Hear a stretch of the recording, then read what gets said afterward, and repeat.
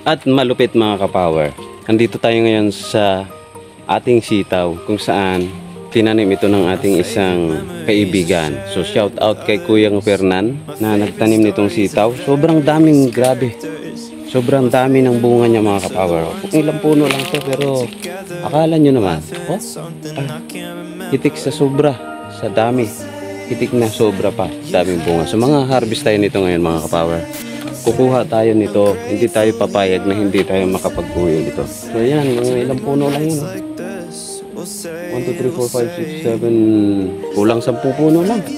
Pero daming bunga. Mamaya ipapakita ko sa inyo kung paano at kung gaano kadami yung ating ma-harvest nito. Alright, harvest tayo mga kapower. Cause there's nothing like friends. There's nothing like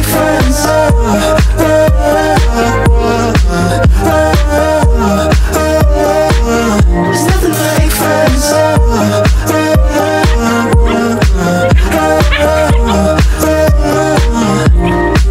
My favorite people stayed through the good and the bad. My favorite people. Alright, harvest mode. Yan. Ganyan lang kakonti. Ganyan lang kakonti ang aming na-harvest. Solve na ang sinigang at adobong sitaw. Sitaw kayo dyan. Tosi. Sitaw.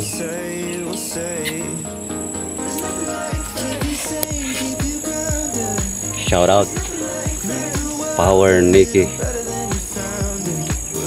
ang ating kabady ngayon.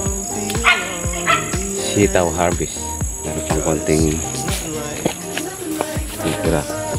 Dami ng pangginhi dito sa ilalim. Ha? Walang spray?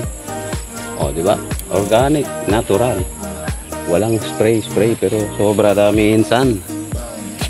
Sobra dami bunga insan. Healthy. Kasi wala siyang insecticide. Walang side by side.